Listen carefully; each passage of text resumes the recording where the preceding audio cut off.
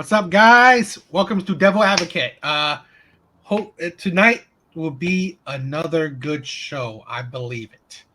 Got a lot to talk about. Absolutely. Some entertainment, some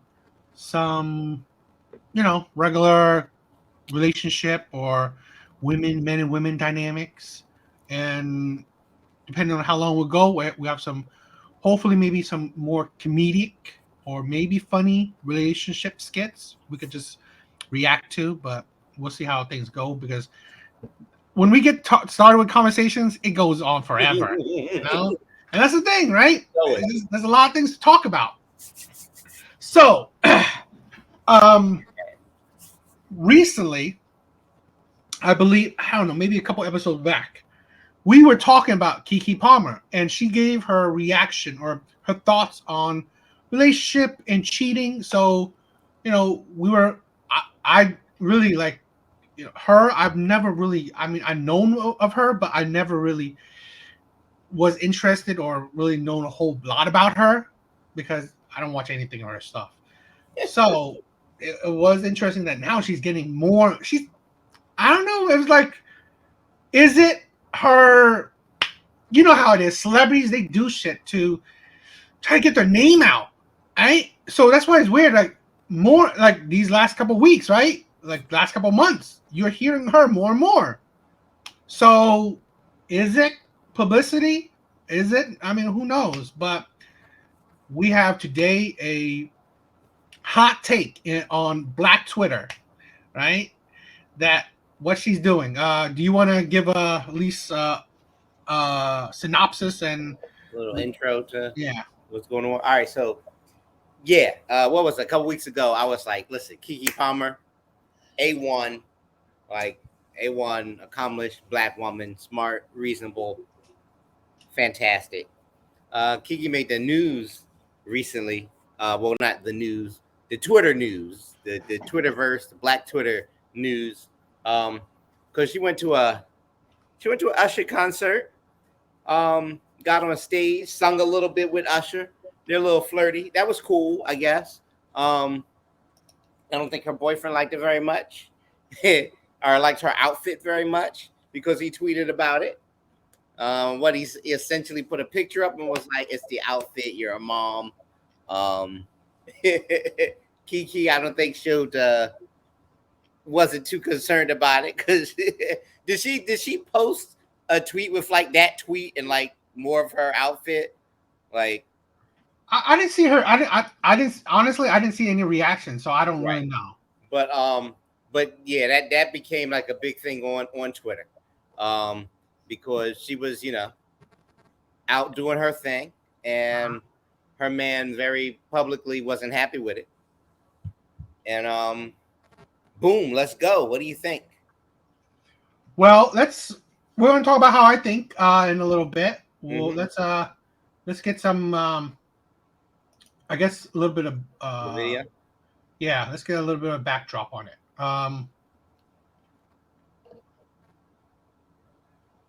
Yeah, let's see some of the videos.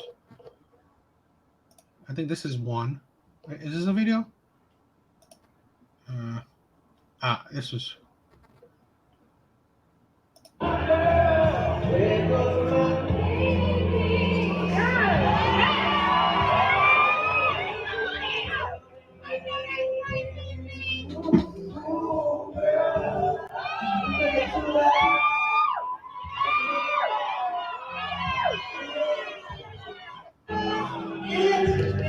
Okay.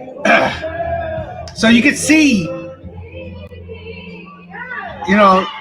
can see how it is, right? She's, they're all up. I mean, they're probably just playing around, but I mean, still, I think this whole interaction is disrespectful. You have a man, but let's go a little bit deeper. Okay. Here is I think something that's what I was talking about, Black Twitter, that her man is getting some backlash. Yeah. Because he was, I'm trying to find his tweet. because he's the man. Her boyfriend was upset. He was upset that she. I mean, not just not just what she did on stage. He was upset. Big part of God. I'm trying to find it.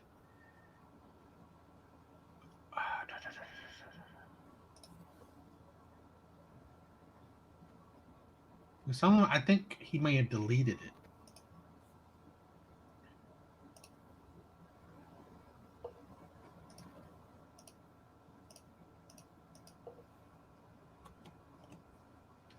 Are you talking about like a follow tweet he did? It was just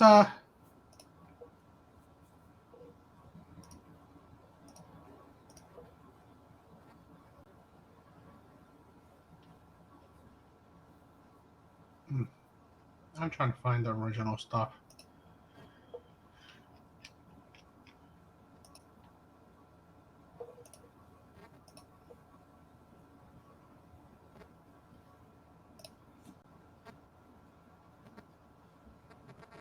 So I know I saw an initial tweet.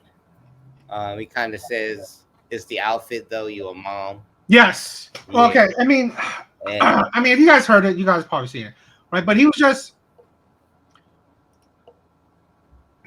holding her to, well, as her man, he holds her to a different standard. Okay. I think he's her baby daddy too. Yeah. I think so too. So, so he had there a lot of criticism in it, right? That one, she was acting disrespectful, with how she was, acting around with Usher, and I think the biggest thing is how she was dressed, very provocative. He didn't agree with it. Mm-hmm. So, again, Black Twitter or Black women, a lot of Black women, was up in arms about it. So the gist of what Black women and Black Twitter are feeling is this, right? And I'm seeing it with a lot of arguments, a lot of a lot of conversations, right?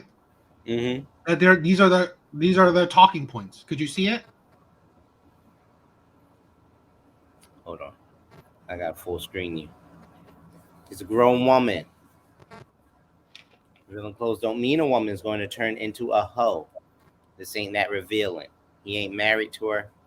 Can't handle a bad bitch. Don't get one. That's a lot of things. So my shit is always controversial. So at least let's start with you. What's your take? Okay. All right. I love Keke Palmer. I do. I have for a long time. I think she's talented. She's smart. What she's in? What's in that she like her in? She started with Akilah and the Bee. She's been the host on Good Morning America. She's a recording artist, and she was the star of Nope. She was amazing in Nope. She's the best part of that movie, which I love Jordan Peele. Nope is probably my least favorite movie by him, but she's fantastic in it. She's a very good actress. Personality. She's been popular for a long time, but really, yeah. But I mean, like she's been and this is crazy. I guess she's about maybe 30, approaching 30. She was in Akilah and the Bee. She was like in her early teens. She was amazing in that movie. I don't know if you saw it, but I saw it. Angela Bassett plays her mother, and she wins a spelling bee, or she gets a chance to go to a spelling bee, and it's a very, very good movie. But then I know her from being the host of the Good Morning America show for a few years, I think, alongside Michael Strahan. And she's, like I said, she's a recording artist, and I'm not sure about like her whole. I think she was on the Disney Channel. In a few. I think that's where I've heard her before, right? Yeah. I've seen her. That's where she started. I believe. I don't know if she was on the Disney Channel first or on Aquila and the Bee first, and then went to the Disney Channel. I don't know what I don't know the order in which those things happen, but Well, yeah. I know that the last time I saw her in a movie, it was Nope. That was what, last year, 2 years ago? Last year, I think. And she was incredible in it. So she's a super good actress and a talented singer. And she's become a favorite on social media too. So Uh, but let's get into the, you know. but all right, not even but. All right, so this whole situation. Huh. I was prepared to rebut you, but here I'm just gonna put my points out there. Well, okay, no, if you want that, we could do that. No, it's cool. It's cool. It's cool. I'm gonna go ahead. So, one, this is only a big deal. It's very important. It's probably the biggest point. This is only a big deal to us and to everyone because her boyfriend tweeted about that he wasn't happy. And so this isn't me saying that he shouldn't be upset about it. Mm-hmm. I'm not judging either of them right or wrong as to what they should have done or how things should have been. If he feels a certain way about what she was wearing and how she was hanging out with Usher and getting all close, taking it to social media was probably a mistake because now it's a talking point and it ain't and things ain't going in his favor. I'm not saying they didn't have a conversation about it together at home. I think that's where I would have kept it. I would say, hey, look, if I felt some type of way about it, I'd be like, baby, this is how I feel about it. This is why I really don't want to see you out there doing this, that, or wearing this and that. And can we come to an agreement that we won't do that? Like, you know what I mean? But Mm-hmm. I wouldn't have took it to Twitter. I wouldn't have took it to Twitter. As far as her outfit, it's revealing. I've seen worse from celebrities in that kind of situation. Celebrities out on the regular. And like I said, Keke Palmer is like an actress and a recording artist. I think she's been dressed more revealing in public before. So there's that. And yeah, that's Usher singing to your girl. I mean, I might feel some type of way about that too. But it stays just Usher singing to your girl if you stay cool about it and keep the conversation at home. Those are my thoughts. Okay. I 100% agree with you, right? I would not. I don't think this would be at anybody's radar if the boyfriend didn't say anything. I think that. I mean, you're right. I've seen worse. I've seen more revealing clothes. Mm-hmm. Right. What I would say is that one, it should only matter to him because he's in the relationship with her. His views are what's important. Although the problem is that, which is weird, that I mean, I don't know their life, right? Mm-hmm. So I'm assuming that they live together. So if they live together, did he not bring this up to her after she left for the party? I'm assuming, let's say, all assumption is that why he brought it to Twitter is because he did bring it up to her, and she didn't care. Okay. So this man is venting his feelings, and stupid for him to vent his feelings on social media when women predominantly control social media. That's just it, right? Okay. All right. Women are the ones who predominantly, do the social media rounds. Okay. So I don't know what he was thinking, that he would think he would get sympathy for it. But I do agree that they are in a relationship. You are a reflection of your man. So, although, yeah, I've seen worse, but the thing is that he's not dating worse, right? Keke Palmer, right? I don't know her that well, but what I can say is that I hope that she had a bit more decorum right? A woman that, let's say this, the last time we were talking about her, right? Her views on relationship, I think was inspiring and new.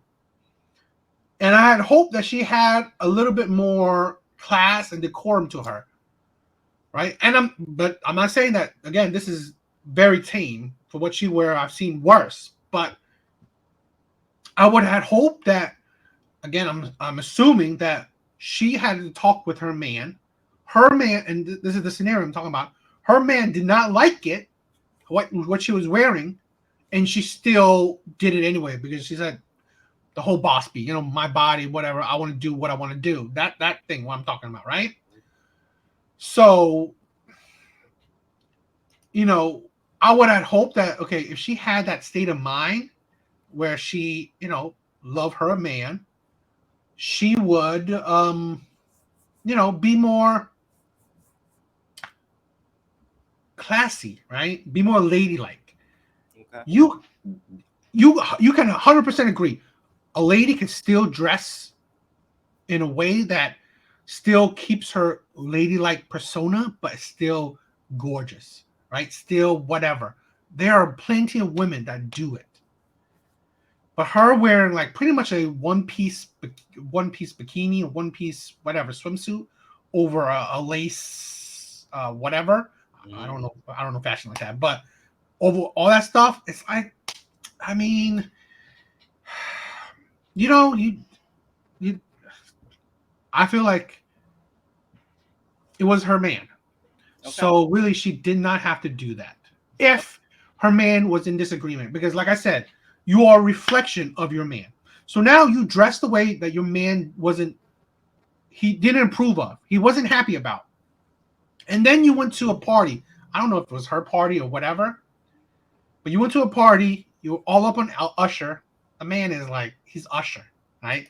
Although I'm doubting that he's like Usher's tapping that, but I mean, that's not going to feel good to any man. No man is happy about that. Whether, like, I got a follow-up question for you. Okay, whether Usher's tapping that or not, no man is happy about that. Mm-hmm. So really, it's like, I think it's really ridiculous that she did that. So I don't know. I don't agree with it, and I just thought that one, I agree, it was stupid for him to bring it to Twitter because that was, I don't know what you were thinking you would get from Twitter. That was idiotic. Two, it does matter because it's their relationship. I want to go into like what is it? The tweet, right? The tweet saying like, I want to break down this tweet because Black women are talking about that a lot. But I mean, you want to have a question. You want to do that? Oh, well, I was going to say, all right. We might talk about it a little more after we talk about this tweet too. But all right, so he's with Keke Palmer. And yeah, I feel you. Your woman is a reflection on you. I don't know who he is outside of being Keke Palmer's man, right? Yeah. I know Keke Palmer is that, and she's not just a lady out at a concert. She's recording artist Keke Palmer on stage with Usher. Like, it's almost like they're putting on a show together. She didn't go there for that, but if you saw, I'm not saying she's as big as Janet Jackson or I don't know whoever else you might name today, but if you see if a star is at another star's concert and then gets on stage and they kind of sing together, that's a show for everybody. It's probably something people do all the time. They probably know each other. You ever see, it happens on the regular though, when people aren't famous. Janet Jackson will pick a guy out the crowd and bring him on the stage and do a whole number with the guy in the chair, and she'll sing a song to him and dance on him. Usher will do the same thing. He'll pick a girl out the crowd every once in a while and sing Superstar to her while she sits in the chair, and he'll do a little dance. Like, now if you bring your girl to a concert and she gets picked by Usher to come up on stage, no matter what, no matter if you're a celebrity or not, no man is liking that. Yeah, but are you gonna be like, no, baby, you can't do this. Yeah. Oh man. You okay? You wouldn't. You wouldn't. You kidding me? You wouldn't. So here's the thing. Two things, right? One, this is probably gonna make her night, her week, her year, right? Two, Isabel and Usher, come on. I'm sorry. Any woman of mine is like, oh, this is gonna make my year, this is gonna be the best moment of my life. You kidding me? She might fall out. She might have a great time, but she's gonna come home with you. So see. Perfect. That way of thinking is disgusting. Oh man. Okay. All right. The way of thinking is like, okay, let's say this, right? A lot of women say that, the whole body count thing. We'll talk about that. One of the things on body count, they say, like, let's say she's been with 1,000 men. And now she's like, okay, now, but what's the problem? Now I'm going home to you, right? I'm not with those men anymore. All this stuff. Yeah, but she's not having sex with them. No, I'm just saying, like, people use that, right? They say use that as a consolation. Like, oh, I'm coming home to you. What? Who cares? Like, it's still, like, it's disrespectful, right? Great, you're coming home to me, but what am I getting, right? What, you coming home to me? That's not a consolation. You just disrespected me. I'm saying, like, let's say if I was in his position, it's not as extreme, but if I'm in his position, I see my girl, my baby mama, and this part is a hypothetical. She's going out to a party where I said I don't want you to go, right? I especially don't want you dressed like that to go, and she still go. We're already on bad terms. Now I'm seeing a video of her dancing all up on Usher. Now I'm not saying that she's having sex or cheating on me, but yo, that's single behavior. That's a single woman's behavior. Partying without your man, dancing up all on another man. I get it. You're a celebrity, whatever. You probably, again, a little bit of caveat. She probably generating news, right? Generating controversies, whatever. I'm guessing, could be, but that shit is single woman behavior. And here's a more controversial thing. That's why black women are up on it, because black women, the most undermarried race in the U.S., is not happy because a woman showing, like, being all, single woman, like the Beyonce thing when we talked about, right? Mm-hmm. The promoting of single life, and women are all up on it. That shit is like, okay, you're not single, right? You are with someone. One, I said it too. I think it's disrespectful for any partner to go out to a party anywhere, girls trips, all this stuff, without your partner. I think that's because why pick a person to be in a long-term committed relationship, hopefully for the rest of your life, when you need time apart from that person? I think that's ridiculous. And I think that's another ideology of singlehood, right? I think that mindset of being a single person. So I think that's, I think that's just, again, indicative of black women and maybe just modern women in general, how they thrive, they love singlehood until it's too late. And they push other women to be single as well. Okay. All right. I hear you. But, like, you and her are at a concert to see this person who won't. This is like the farewell tour or whatever. They're not going to be around anymore, right? And he invites her up on stage to sing to her, and right there, you're going to be like, no, you're not getting on stage. Right? But I'm just saying, like, I'm picked, like, imagine. I get that, but before you say it, before you want my answer, I want to know your answer. Come on! You can't try and tell me a scenario. Well, what's your answer? I'm meant to maybe feel a little bit uncomfortable, but I'm probably gonna let her. All right, so let me explain. This is in this situation this situation I described. This is a once in a maybe lifetime thing, right? I took her to the concert to see an artist she likes. She's gonna have this moment, right, where she gets to be her star. And she's gonna be so happy that I brought her, and she's gonna be so happy that she got that moment. And she's never gonna see that guy again. But when I go home, we are not gonna fight. She's gonna be in such a good mood, and so am I.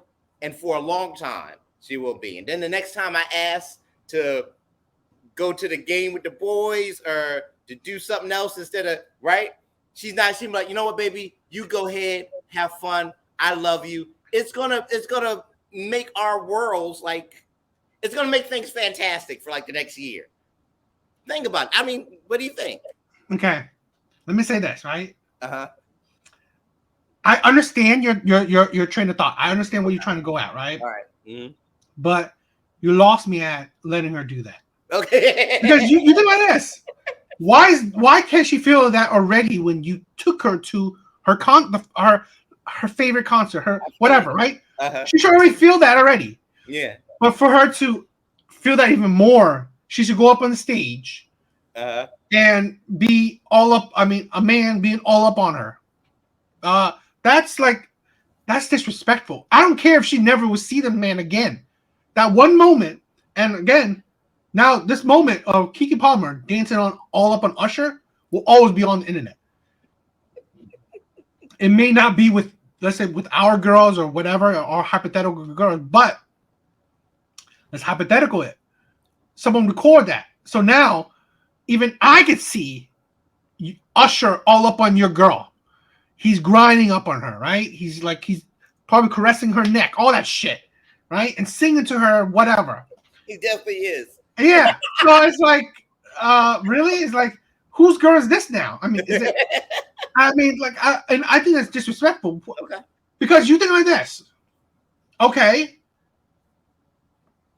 Usher's doing that.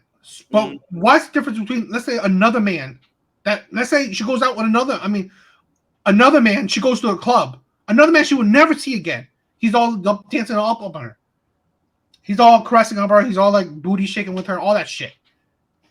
Okay, so you say Usher could do it. But this other man who she will never see again, she's not having sex with him, all this stuff.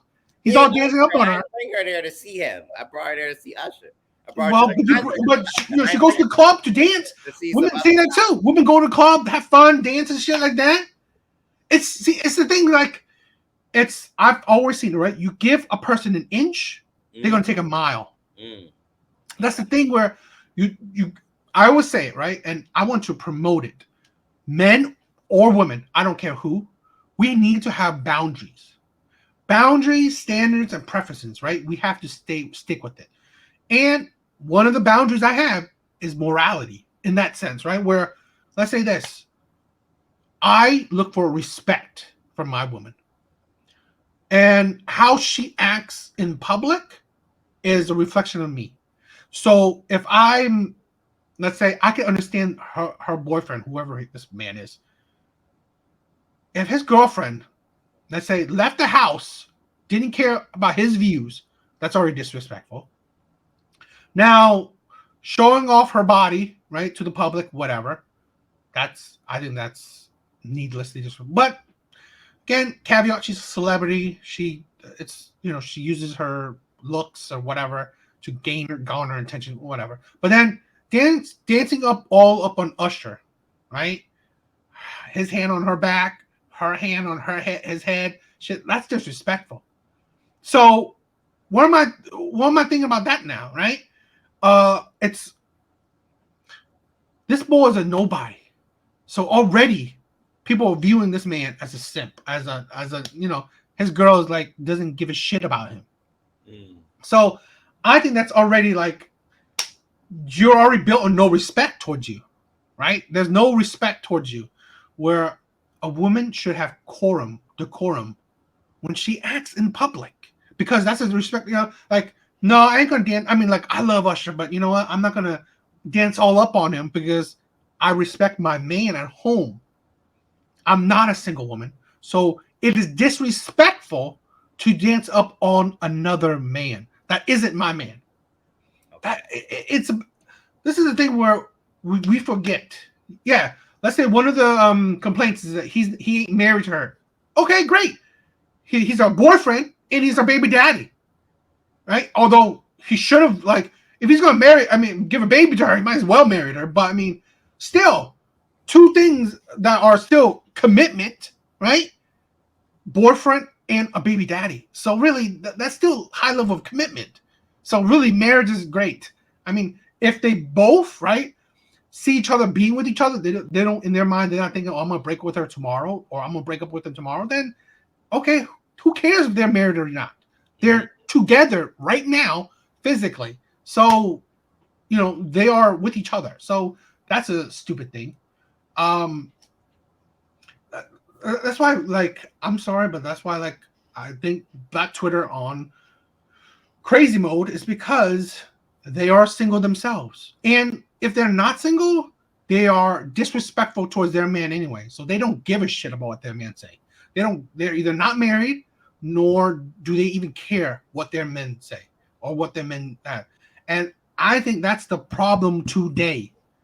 Right? You're either with toxic men or you're with men that has no backbone. And I'm sorry, bro, you have no backbone. I mean, I get it, right? I understand why you went the extra mile, but you went the needlessly extra mile. You took your girlfriend, you paid for it. You great dinner, right? You had a great dinner with her. Hypothetical, great dinner with her. Took her to front row, where Usher could see her or whatever. Front row to her favorite concert, her favorite artist.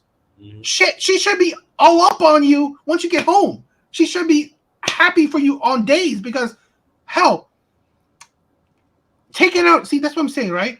Women downplay men's effort so much.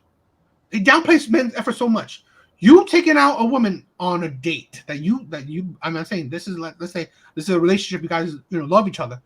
You put in effort taking a woman on a date, taking her out to dinner, and then taking her to a concert. This hypothetical situation, that's effort. What's the flip side of women doing effort towards men? They're not really doing a whole lot of effort towards men. So really, that should show you that, okay, a woman should love you and cherish you because you put in that effort already. So for you to, like, let's go the extra mile. Go ahead, go babe, go dance with this man, go up on him. What? No, that's ridiculous. And that shows you what kind of backbone you have. Boundaries and standards. Just because he's a celebrity, he can dance all up on your girl. So what? So let's say this: her favorite celebrity concert is Future. Really? You want to be next Future baby mama? Is that what you want? I'm not taking it to see Future. I'm like, hey, I don't know, man. I'm not doing it. I'll be like, come on. And then Future go up, yo, I want to get that girl up here. Come on, like, babe, I don't think so.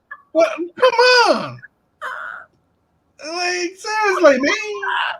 All right, so I have a follow-up. Well, I'm trying to think. It might, if you were going to go into the tweet, maybe go ahead to it first. But, like, I got another question to ask you. No, I mean, no, we pretty much covered that part. All right, so this isn't our situation. This is theirs, right? Like, we're not married to any celebrities or but imagine you are. Imagine Keke Palmer is your girl, and she gets cast in a movie starring, I don't know, say Usher, and there's a love scene, or she has to, I won't say a nude scene, but she's going to be scantily clad on camera. Or what happens when she shoots her next music video? How's he going to handle that? Let's say this, right? I agree with you, and I see your point. Right? One thing, right, is about the boundaries, right? So, in hypothetical, this is the thing, right? Where I think it's hard, where I don't think celebrities should date normal people, because, like, it's like just like P stars, you know, should not date normal people, right? If you're not in the industry, right? if this man, whoever he is not like also an actor doing that shit too, then a singer or whatever, not in that world too, then he signed up for it. Right? I would say this, right? If you're saying my situation, if I'm dating Keke Palmer, well, I signed up for it. Let's say in the situation, if I was in this situation, right? Mm-hmm. And at first I wouldn't go to Twitter. That was yeah. But I mean, her dressing how she is, I'm not stupid. That's part of the game, right? That's part of the entertainment world, which is like kind of, which is we could go in deeper. We could always go in deeper in this with the entertainment world, but like it's seedy, right? Women complain about men, objectifying themselves, but they objectify themselves, right? Women complain that men objectify them, yet women objectify themselves. So really, it's like right? If I'm saying like if I'm a producer and I treat Keke Palmer like a sexual object, well then look at this picture. She's literally showing herself as a sexual object. That's the thing where it's the hypocrisy. You cannot have it all. This is the hypocrisy of women, right? That's the thing where, you know what? I think that would be a good book. You know, the hypocrisy of women. How could you? Why women deserve less? I mean, that's what I'm saying. Like that. Who knows, right? But that's the thing where you cannot have it both. You cannot like dress. And again, I said it right. Keke Palmer, this is not that revealing or not that crazy, but women in general, they dress like really scantily clad. So you're really sexually objectifying yourself. So how can you blame men viewing you as sexual objects when you're doing it yourself? So it's fine when you're doing it yourself, but you go, and this is not like you're not just staying home and wearing a bikini, and you're actually going out in public wearing a bikini. So it's like you have no control. You only have control of yourself. You 100% do not have control of the war around you. You do not. So that's what I'm saying. If you come out baggy jeans, baggy shirt, baggy hoodie, practically like a burqa, right? Mm-hmm. And then men are still objectifying you, then that's the worst shitty, right? It's just that. But I mean, if men are really not able to really objectify you because you're so covered up, which I'm not saying I'm for or anything, but in that situation, you're covered up. Men can't objectify you. On the flip side is that you are wearing a bikini and bra or a bikini and going outside doing your grocery shopping, and men are looking at you, drooling at you, maybe even slapping your ass or whistling at you. It's not that you deserve any harassment. Yeah, it's not that you deserve harassment. Mm-hmm. But how can you expect strangers to bend to your will? Where I don't want men to harass me. I don't want men to objectify me. I don't want men to abuse me. You cannot control that, right? You can only control yourself. But when what is the quote, right? If I dress as a police officer, and then someone asked me for, police officer, can you help me out? I said, what? I'm not a police officer. Right. But you're wearing a police officer's outfit. That's like that, yeah. Right? Mm-hmm. So if I'm wearing a hoe's outfit, and then people treat me like a hoe, right? What am I going to blame? Should I blame the people that's treating me like a hoe because I'm wearing a hoe's outfit? I mean, come on. It's like this is the thing where I'm an advocate of accountability. You control what you do. That's it. This is the world we live in. I hate it when people always say that, like, everyone should do this, everyone should that. No, because this is the thing, right? We are built in a world of free will. As crazy as it is, people can do what they want, right? But there are always consequences to it, but people can still do what they want. So you dress how you want, but then that don't mean that people cannot do what they want. People can slap you, harass you, do all these crappy stuff, but that is their crazy free will. So at the end of the day, that's why I promote accountability, where you have to control yourself. Here's Keke Palmer, right? Although it's not crazy revealing, but she's still dressing like, she's still dressing revealing, still all up on a man. That's not her man. So really, her control shows a lack of respect towards her man, right? She knows what she's doing. She's an adult, so she's dancing up. It's just a whole lot of things where it's disrespect towards your man. Okay. And do you have anything? No, I don't have anything to add. So what I wanted, so it's kind of like I don't know if you're gonna go long into it, but it's a little bit kind of into it where this is the problem with I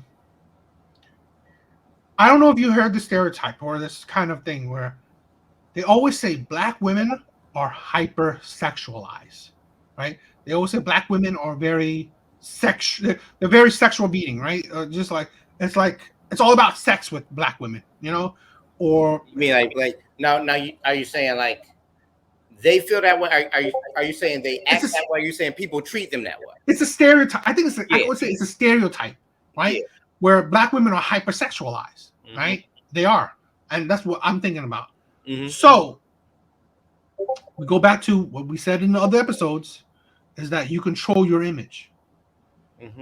Here's Keke Palmer, although it's not overly sexualized, it's still sexualized, right?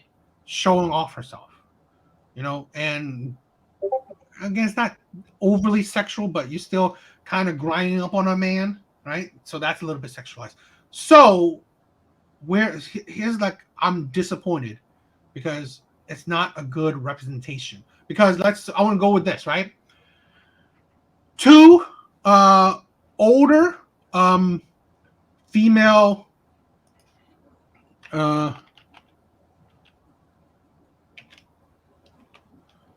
female actors, or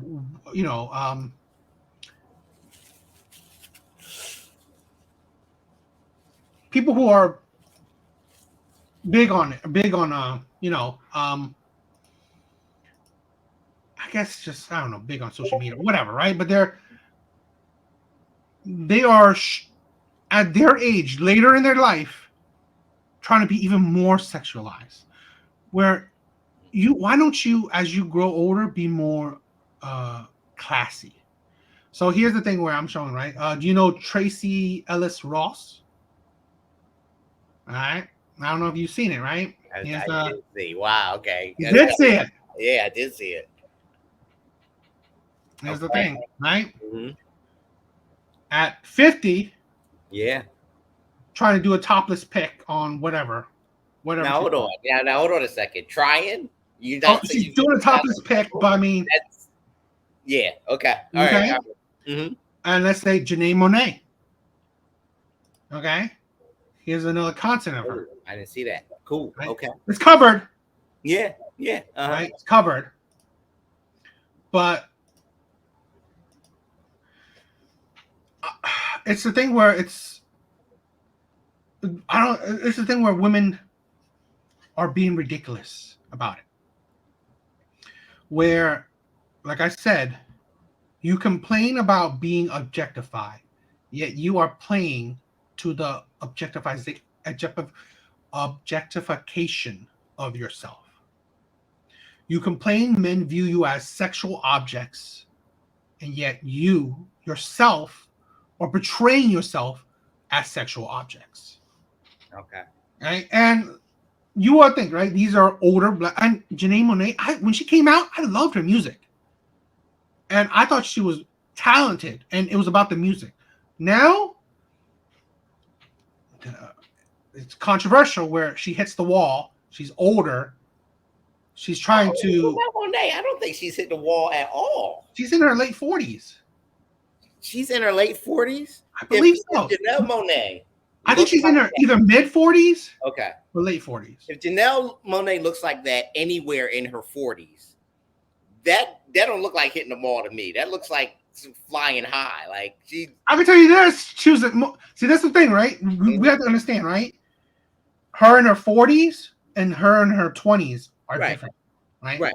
She was, as most men would say, more attractive when she was in her 20s. That's the difference when people say, yeah. She is gorgeous. Did I say she's not? I'm No, saying, you did. No, you did. But I'm just like, I'm saying that, let's say her in her 20s uh-huh. is more attractive than her in her 40s. But it doesn't Okay. mean she's not attractive in her 40s. But that's one of the things where you can't compete with age, and you can't compete with age and time, right? Youth matters. But to counteract youth, it's like, you can think back in her day. I mean, like, I don't think it was that important for her to be so sexualized, right? It was about her talent. Now I feel like her talent is taking a step back while she's trying to be more sexualized. So, I have a rebuttal, and I Okay. think Janelle Monáe is a very good example. Okay. Right? All right. So, stereotype is that Black women are over. This is the key. Over sexualized. Yeah. So, people are sexual, and women, especially women celebrities, because it sells, are sexual, right? So, a woman like, well, I guess her career has taken notice. It's not what it was, and she's in the news for other reasons, which I don't fully understand right now. But Britney Spears' career, very sexual, her entire career, right? Yeah. Madonna, oh my God, well into her 60s, like it's just stop it. But okay. It's a little bit crazy. Have you seen? I mean, Cher, especially later in her career, which is telling, huh? I think that's telling, right? So, but I think the issue is, so Janelle Monáe may not have been very sexual when she was younger. She feels more free to express herself sexually now. May not agree with it, but I think that's what it's doing. And people, and the over sexualization of Black women works in multiple ways to everyone's detriment. One, because they're different and beautiful, they're considered exotic, right? So men who aren't of the same race or whatever will lust after them because there's something different, right? So that's where it starts. And then when if they're, for instance, like Janelle Monáe, expressing themselves sexually later in life, like maybe another woman who is not of the same color would do. If you have a white woman express herself the same way as a Black woman, they're going to talk more about the Black woman because they're like, oh, she shouldn't do that because it's so offensive because she's so sexual. Well, you've over sexualized her. So now you're seeing her sex and you're exaggerating it in your mind. And it's worse to see her be sexual than it is to see a woman who's not Black be sexual. That is a form of over sexualization. You're punishing them for just being the way a woman would be. So all right, I'm trying to think of an instance. Like think of another star who's sexual later in their career and not Black. Anyone say anything if Jennifer Lopez does it? Like when she stars as a stripper in the Hustlers movie and she's approaching 50, she cuts a new album and she's in incredible shape and they're talking about her in the news like she looks fantastic. This is amazing. Nobody's saying it's offensive, right? Janelle Monáe does it, it's offensive. No, and it's only offensive because they already view her more, they've already in their minds, they've already over sexualized their view of her. So her being sexual is her being too sexual. So now she has to cover up just because you or whoever the viewer is thinks that a Black woman's body is just too sexual to be shown. So they lust after it when she's young, and when she wants to express herself, it's too much expression.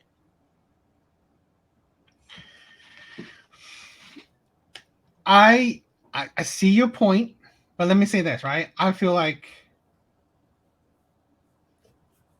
it is a product of your actions. The over sexualization is not, let's say, what society put on, not necessarily, right? What society put on, let's say, black women. I think it's what the select few have put on themselves, and then entertainment amplifies it. So let's say examples: Nicki Minaj, all these things where Nicki, Cardi, all this stuff, they they are already over sexualized. So they put that image out there already. So let's say on the counter, someone like Janae Monáe, who didn't even start out a career with like that. Her career was not like that, right? Very sexual in nature. It was more talent based, I believe. I could be wrong, but when she came out, I was just listening to her music. I wasn't even noticing necessarily her looks. Okay. And then the outrage is now that at now a much later age is now you want to express your sexuality. I think that's ridiculous because why? I mean, like I think that's the fallacy that we don't see. It's that you have to think. I always see, and this is more part of the controversial more take, is that as women ages, they lose their sexual attraction. That's common in general, right? I'm not saying specific. It's common in general. Again, like I said, I'm not saying Janae Monáe is ugly. No, she's not. Right? But it's a fact that if you have 100 men, you have, Janae Monáe at 20, and now her at 40. I don't know. I would say at least over 50% of those men will pick her at 20 than her at 40. I have to see actually pictures because I'm not sure. I'm just saying in general. Let's say not even her, right? It's just women in general. Yeah. A woman that, like the same exact woman, her at 40, her at 20. Right. Men in general would rather pick the same woman younger than her older. And that's the thing where she's kind of portraying that. She has lost her youth, her youthful beauty. So what she's compensating with is her now over sexualization. Because let's say even back then when she started, she didn't need any of that. Right? She didn't need to experiment. She didn't need to try that, because you gotta think, a lot of celebrities, a lot of entertainers, they come out over sexualized, right in the market, right? They come out produced, their singles, all that stuff already over sexualized, right? But she didn't need to do that. She came out with her talent. So, in essence, she's probably, this is assumption, but it is kind of a logical assumption where she's now over sexualizing herself, just like the other one I showed you, right? The Ross. They've lost their youth, so to compensate for it, to get, this is like, women are attention hungry. They crave attention, right? Especially as you get older, you get less of that attention, so you're going to do whatever you can to garner more. So you are now over sexualized. You're compensating for your loss of youth by over sexualizing yourself, and I think that's the fallacy that we are putting onto women. And both of these women, they are single, childless. So I think that says a lot. All right. I have two conflicting views. All right. Complete opposite. All right. So if a black woman in the entertainment industry wants to move up, right? Wants to get noticed, wants to go mainstream, but she's over sexualized. But people's view of her is over sexualized because she's a black woman. She's exotic. So they're already looking at her in a sexual manner before she's done anything sexual, right? And because of, and like I said, like I explained, that goes both ways. So over sexualization will mean if she shows a little shoulder, people will look at her and be like, "Oh, you were doing too much. That is indecent." Oh, If another woman does that, they're not going to think of her in a sexual manner. You see what I'm saying? oh, come on. No.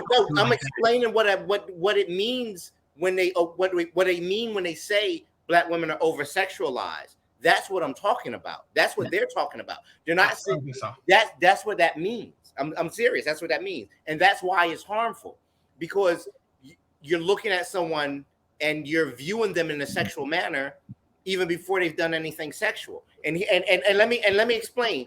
Let me make my point clear. Take two careers that have gone in opposite directions. Both successful women. Lady Gaga, Janelle Monáe.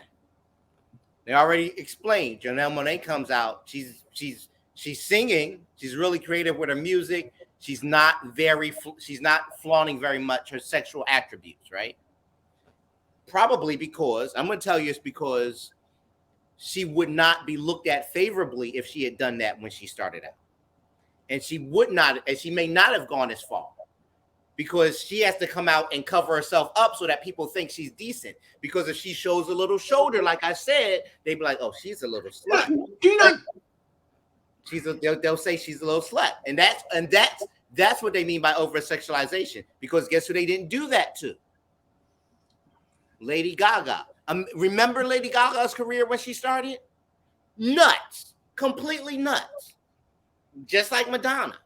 Love her for it. She got famous off of it, and she's not the only one, because I'm about to run off a bunch of names, right? But she got famous off of it, and now later in her career, she doesn't need it, right, to be successful. Not only that, but she's already, if she wanted to express herself sexually, she's done it in public. So now, very covered up. She does music with Tony Bennett. She's a brilliant actress. I love Lady Gaga, by the way. I'm not saying anything bad about her. Her career gets to go that way. Maybe Janelle Monáe, who came out as gay, right? She likes women. She's very public about it now. If she's wanted to express that her whole career, but couldn't, because if she had done that early, people wouldn't have liked her and she wouldn't have been successful. Now that she's attained that success, she can do what she wants. But you see that as soon as she does it, she's not doing anything different than what Lady Gaga did when she was young, where she's viewed as negatively. And here's my point. Lady Gaga's career has gone the same way that Miley Cyrus' career did. She was nuts when she started, and she used hip hop to get famous, and then came out and said, "Oh, it's a bunch of trash and they disrespect women." And now she's, being all covered up and being real decent. She's not the only one. Not that Pink is totally covered up, and I think she's great. I like Pink, but same deal with her career.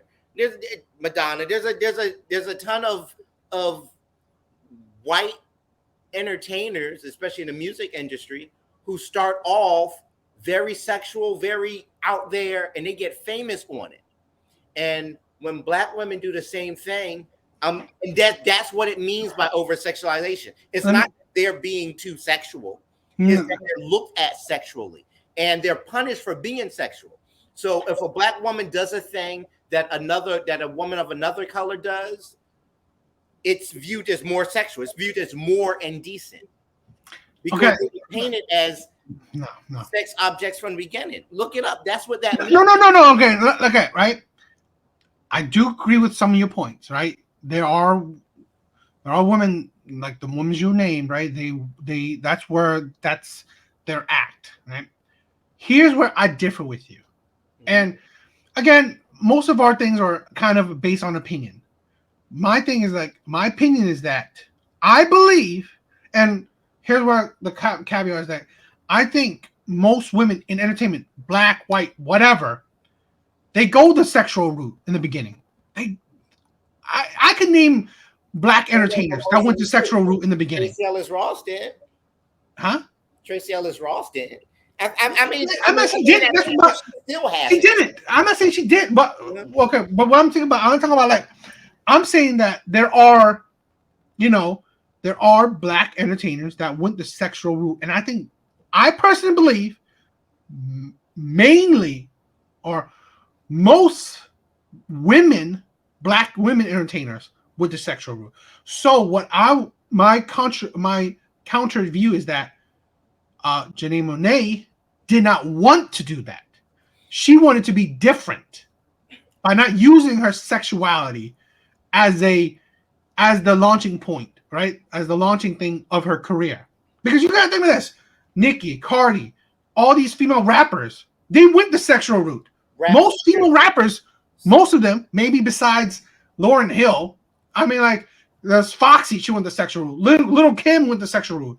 Most rap. Here's the thing about rap, though. But it's a different animal, and they still go get those same labels. But because rap is I mean, the white equivalent would be like hard rock, right? It's rebellion, right? So, yeah, I'm just saying, like, they're gonna flaunt it. They're gonna flaunt it, and they're gonna accept the heat that comes with it. But most of black, there's R&B. I mean, like, what is it? Destiny Child, they went the sexual route too. I mean, that's another example of over-sexualization. You take a real look at Destiny's Child's early career, they're not doing anything extra sexual. I mean, like, I'm not saying extra sexual, but I mean, the sexuality, the beauty, right? Not the talent. We overestimate how much they're being sexual. That's what I'm saying. That's what I mean by over-sexualization.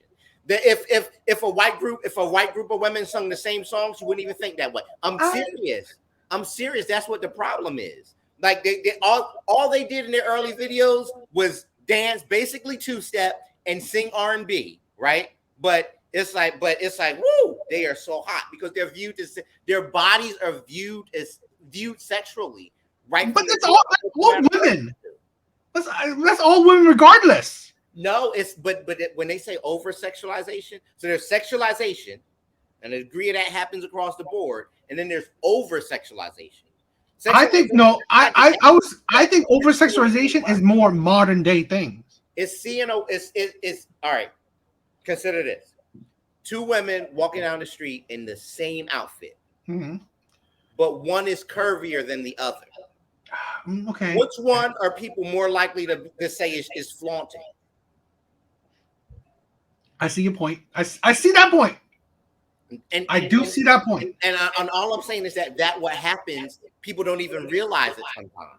So not that even all black women are curvy, but because they're viewed and their bodies are viewed in a more sexual manner, when they do anything sexual, it's almost like, oh, it's shocking, it's indecent, when it's really not more than what their counterparts are doing. Well, I mean, like, you gotta think in fashion, right? Mm-hmm. There's ways to accentualize your body. So, like, you're right. But let's say a white stick figure woman wearing a tight dress is different than, let's say, a black woman that is hourglass and wearing a skin tight dress. Mm-hmm. I mean, it's the thing where I do agree with you, right? You may view it as one is more over sexualized while the other one is not, even though they're the same. But again, the world's unfair. That's just it. I know. So, no, but that's what I'm saying. Like, again, they're still utilizing what they got. They're utilizing it. So I'm more saying that, like, going back to the topic on hand, is that I just feel like you don't have to. And now that like we're saying, Ross and Janelle Monáe and stuff like that, they didn't go that route, right? They didn't choose that path. But women now at later stage in their life, why they choose that path is for validation, is for attention, and it's needless. I think it's a poor representation, poor image of your community. You were already, let's say, I'm not hypothetical, right? Oprah is always classy, but it's like if Oprah is now like going nude, how unattractive that is, it's like, why would you do that, right? You were a certain representation of your community, which was decent. That was good enough, right? I think Janelle was a representation of great acting talent. She was good acting talent and good musical talent. And now she's like overexposing herself sexually. It's like, why would you go to that path? I mean, again, I don't know her personally. So yeah, maybe she's trying to express herself, but I mean, I think So I think it's a cheap way for women to express themselves sexually because it's such a it is a cheap way because like it's needlessly. You don't need to. It's like I just don't. You make your. I was like, again, you make yourself out to be a sexual object. That on one hand you complain. Women do that. Women complain. Men seeing them as sexual object, treating them as sexual object. Yet you are perpetuating that ideal. okay, okay. So I guess, and this will probably be like all I have to say about it. In Janelle Monae's case, and because we picked her as an example, it's very specific. I can't talk about what her motivations are. Maybe she really didn't want to come out. Maybe she really wanted to let her talent shine without showing her body because she was like, "Hey, I'm really talented and I don't need my assets." It's what I believe. I'm not saying I know it, but that's what I But the believe. only thing that makes me think sometimes that maybe she was repressing things she wanted to express anyway is because she came out as gay and no and started and wants to be bold about it because a person, if she's been a homosexual her whole life and felt like she had to hide it, and now she feels like she can flaunt it because who can tell her otherwise? All I'm saying, I'm not talking about whether it's right or wrong. I'm just saying I think that might be her motivation. But I But mean, like, we'll look back at her career and be like, you were so decent, why'd you go sexual? We don't ever look back at any woman's career and be like, you got famous being sexy and now you want to cover up. but I mean, like I think it's like. I mean, okay, you're right. We don't do that, but I just feel like let's say We praise this. her for it. Oh, she's so classy. Be like, have you seen that? You forget how her career started when when it comes to No, certain. I agree with that point, right? I also see that like let's say this, right? People who the ones you have said, right? They're covered up. Well, they're not even making. They're not making their career in sexuality anymore. They're not. So really, it's like, huh? But my point is, they've made their career, so now they can do whatever. They made their career on sexuality, but I mean, like, they're not continuing on that path. And I just feel like when you because that's what I kind of feel like maybe this is like a sad truth for women's career that maybe it's not true, right? That I don't think women necessarily have to make their career on sexuality, but maybe they do. I don't know, right? So it's like when you don't have to, you shouldn't because why? See, because like we always say, right? We always say that there's bad people and all this shit, right? There's men that abuse women, men that mistreat women, men that sexualize women, all this long laundry list of crap, right? Bad people. I just don't want people to help perpetuate that. So if you let's say Britney Spears, right? She was a teen dressing like a schoolgirl, over sexualized. People did say that she was over sexualized. It's a sad thing where she built her name being over sexualized at a young age. And sometimes I feel like if you don't have to, it is so much better for you and the image you portray. I always say this, right? It's you got to sometimes think. The problem is that we have no role models anymore. We have no leaders, no one to look up to. No one is a good representation of a community anymore. Janae Monae, I say, she could have been. I personally don't think that, like, because she's a woman, right? Didn't build her name on being sexualized, right? Build her name on talent, and then continue that talent by building an acting career based on her talent. That's like amazing. And now she's spending the end of her career or the later stage of her career being like singing this, like flashing people. I mean, it's like, why? It's like needless too. It's like you're singing, and then you want to flash people. I mean, come on. It's like she's doing that in concerts. I mean, it's like, it's just, again, women's body, whatever, they do what they want. But I've said it before, and I'm a true believer on it, is that you should be, especially if you're a celebrity, especially if you're an influencer, especially if you have the ears and eyes of millions, thousands or millions, right? You should be more of an image of your community. I know it's a strong weight on your shoulder, but I mean, it comes with a package, right? Being an influencer, being a celebrity, being someone that has the eyes and ears of thousands and millions, that's part of the package. Don't do it if you don't want to accept it, because you cannot say, "Oh, I just want the good stuff, none of the bad shit." Then that's stupid. That's foolhardy, right? There's no such thing as 100% perfection.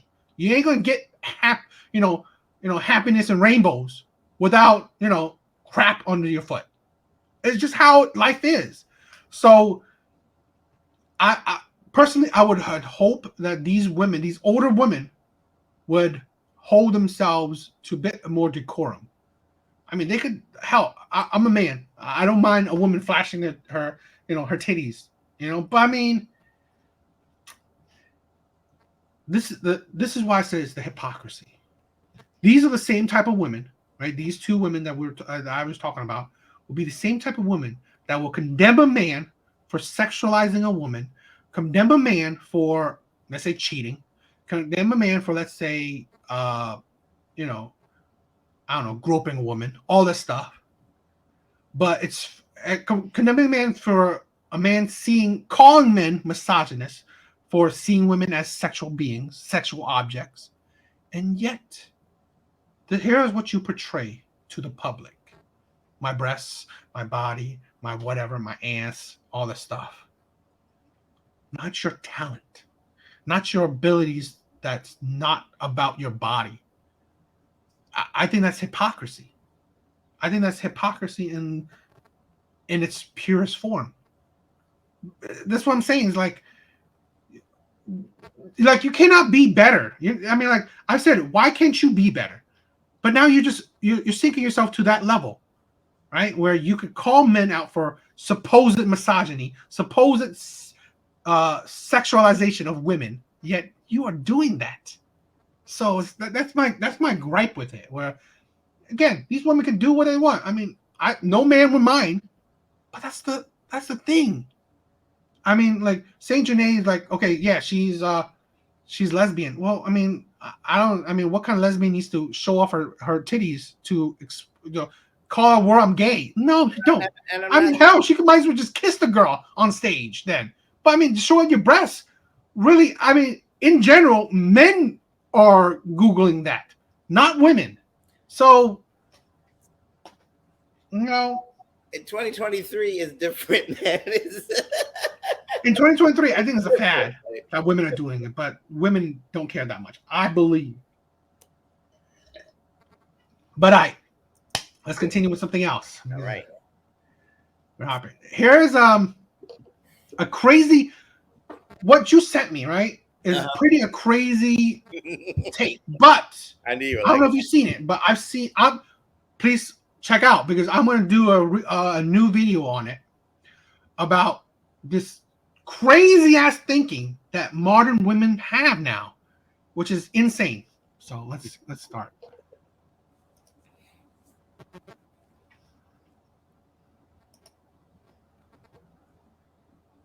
When a guy meets your friends for the first time, should he pay for all your friends, even if there's like 4 of them? 1, 2, 3. Yes. When a guy meets your friends for the no hesitation. Insane. And I'm going to be making a video right soon about, I'm going to show examples of actual multiple, at least 3 or so cases of women doing that, where they actually think or require a man that that they are currently dating to pay for their friends as well. Women that you're not having sex with, right? Paying for these friends when you're taking your girl on a date or celebrating her birthday, stuff like that. You have to pay for the whole group. It's like, what? Where is this coming from? This is like such a new modern women crap, and it's like unbelievable. I mean, let's get your take on it. To expect that, like automatically, I think is nuts. And make it an actual argument, make it an actual problem, right? That's like how dare you come out here and not pay for me and my friends? Like, there's no way that would be okay the other way around. Like, I would not go to a bar with my girlfriend and meet up with my buddies and be like, "You gonna buy this? You gonna buy us?" But that problem, like, women never buy men anything. Yeah, we don't buy men shit. Now, I'm telling you, right? If you look at the men and women dynamic, it's that, let's say this, right? This is a theory I have of why you always wonder, right? Why do men they get lazy as a relationship over the years, right? So there's a kind of like a trope or a thought that men get lazy as time, like if you're in a committed relationship for 10 years, right? Men may not, they're not as romantic, not as whatever. I kind of think it as because they are drained throughout the relationship, right? The beginning, maybe a bit in the middle, right? Men overexert themselves. I got to take you out on a date. I got to pay for the date. I got to think of the date. I got to think of something romantic for you. I got to propose in a romantic way for you. I got to buy a big ass ring for you. I got to pay for an amazing wedding. I got to this, that, right? It's a laundry list of shit. Mm-hmm. So, and then throughout that process, what does a woman do? What do they say? Oh, I gave him sex. That's such a bull crap shit. Right? Because you think sex is one way? If you think it's one way, then that's different, right? If you just laying there and letting him nut in you, then okay, right? You're just a slave to him, then fine.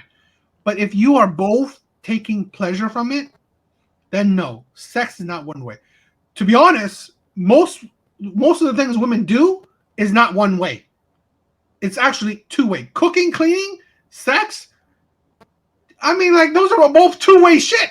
They're two-way streets. Everybody benefits from that. Yes, but what does a man do? I believe men usually do things one way. Provide for bills, right? I mean, like, technically, right? If you think about, yes, he's paying for technically his bill, but I mean, in essence, that he doesn't have to pay for your bill.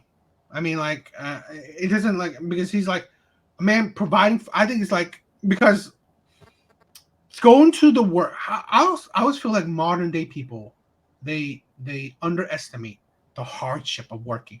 Hell, just today you were talking to me about how tired you are of work. Exhausting, right? It is exhausting to work. Yeah. I'd rather, you know what? To be honest, if I was looked down upon, I'd rather stay home, cook and clean, than go to work. I'd rather a woman take care of me, but then I'll be looked down upon. All right, and I don't want that shit. So, truthfully, right, what a man does is more selfless than it is two-way. I don't, because you think, right? Yeah, people say that paying your bills and all stuff is two-way, but technically, men can live below their means, which men do, right? Hell, men are very cheap when it comes to living, right? So really, men don't over-exaggerate their lifestyles.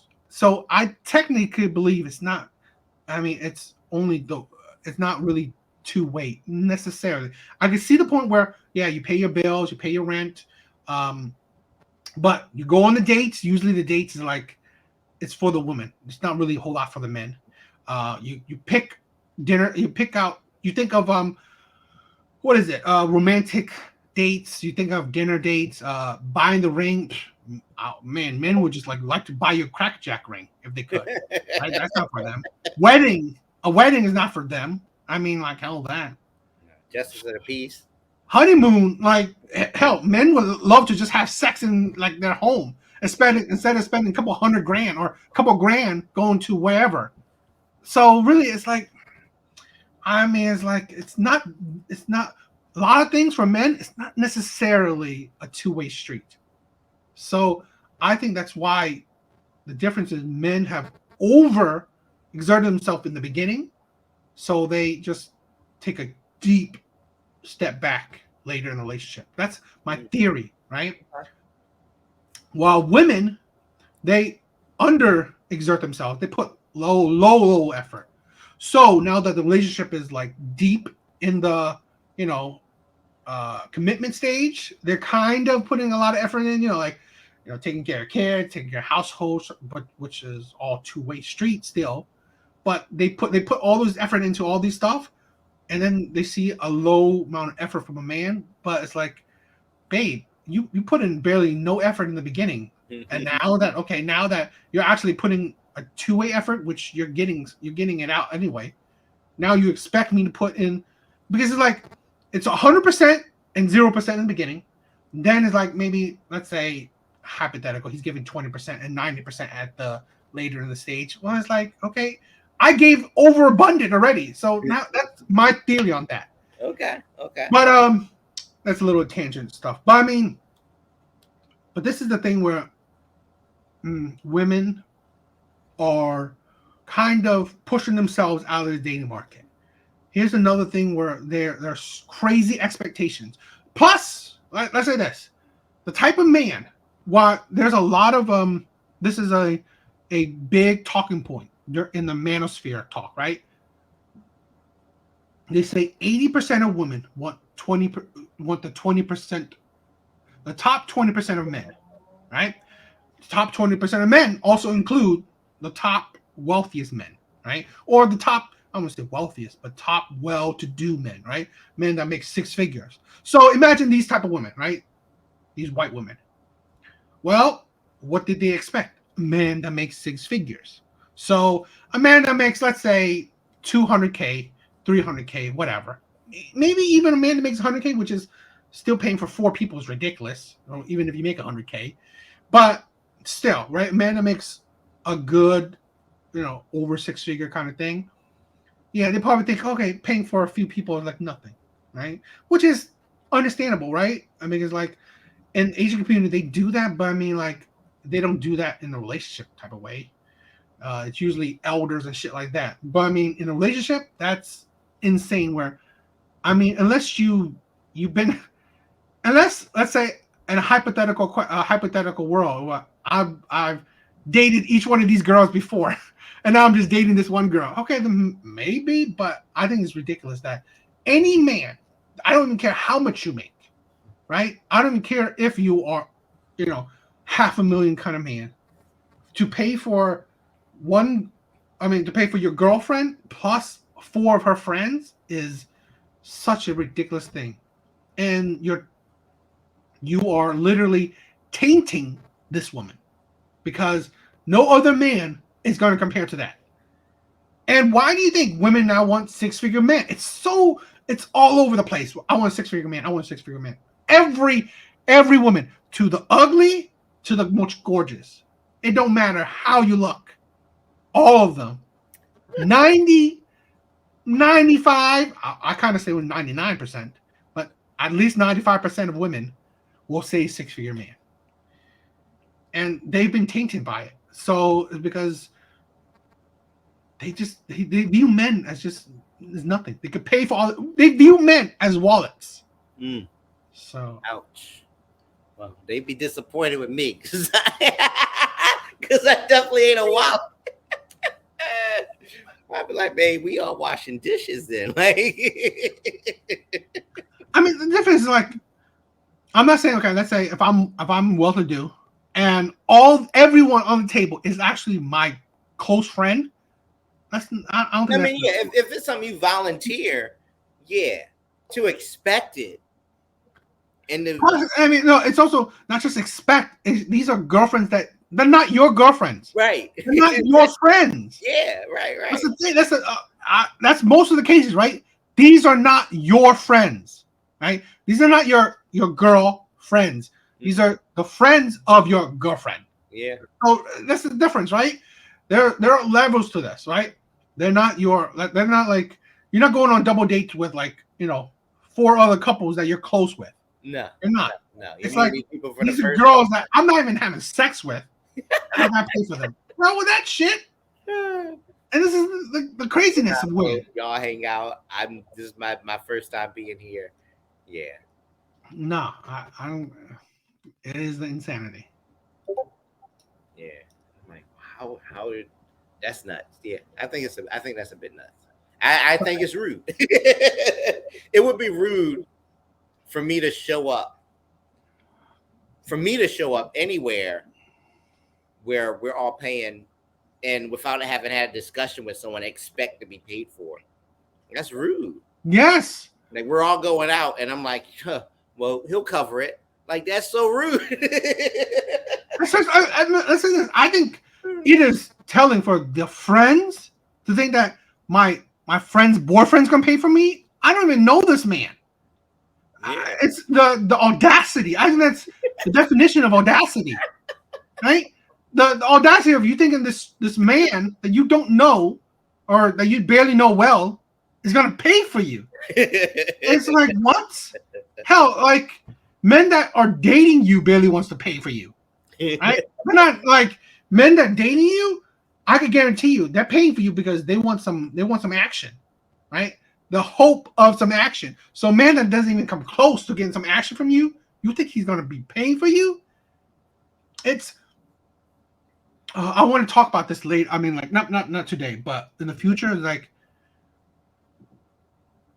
there was this woman online that said men are not natural providers and protectors because one of her things is that men just don't do it across the board, right?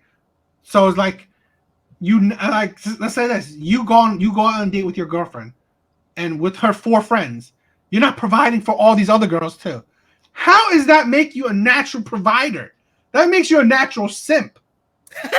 That makes you a natural doormat. No, it's like, oh man, I want to. Maybe you know what? I think maybe we'll do this next episode, or maybe another one. But I may want to do a full episode on this. Okay. Because there were responses to it too, so I may want to do it. But okay, I'm just saying, like, there's a limit to, because I think, which I will probably go in depth, but I think men are natural providers. They're just they're not natural idiots. You do not like if you say a man is like, oh, if he's not a natural provider where he provides for any woman at any time, then they just say that, okay, if this woman stabs me in the back, I should still pay her fucking bills. What? It's like you women want to build doormats. They want to build men that are simps, right? Men that are useless. That, like, I should lay my life on the line for this woman that I don't even know. Like I should, like, it's like ridiculous. Like, there is niceness in it, chivalry in it, but I mean, at the end of the day, if I have wife and kids, should I go over there and provide and protect this woman I don't know and get myself killed? So what about my wife and kids? So in essence, I'm done protecting my wife and kids because I just got myself killed for this strange woman. So that means isn't that kind of counterproductive? Where I just stopped my protection for my family because I have to protect for another woman. Yeah. Where's the lot? We will go in deeper because Okay. I think it's a bigger conversation we can have. I think I'm gonna ask you just for kicks. Yeah. Just for kicks. You're at a table with your girl and her friends. Y'all have had a fun night. They ate, they drank, whatever. The bill comes. And everybody looks at you. What do you do? I said, waiter, can you split that?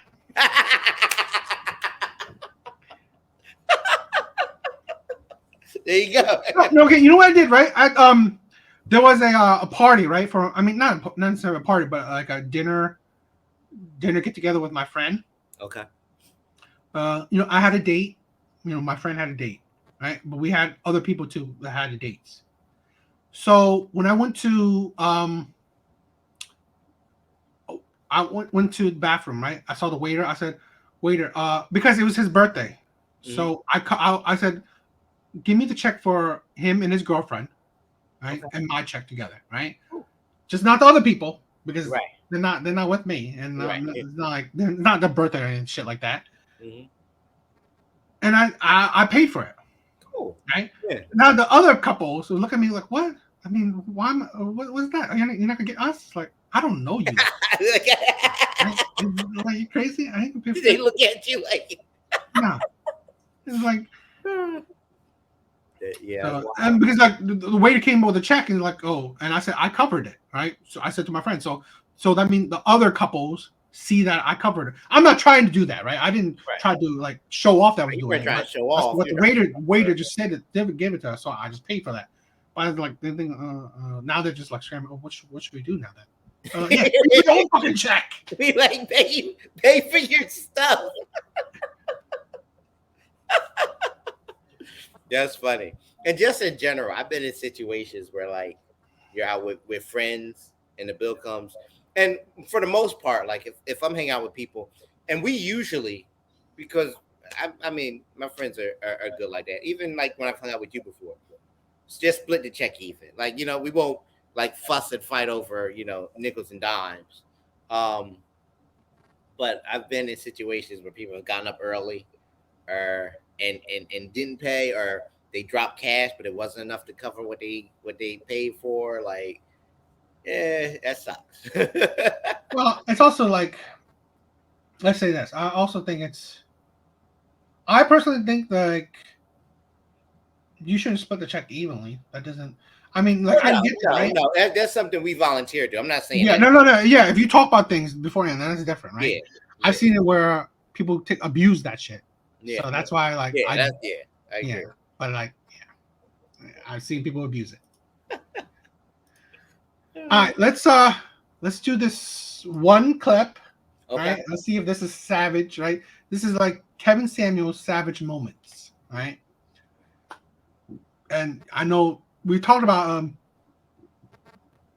Fresh and Fit, where you kind of get an image of them because of through like just hearsay or short clips, not full videos and shit like that.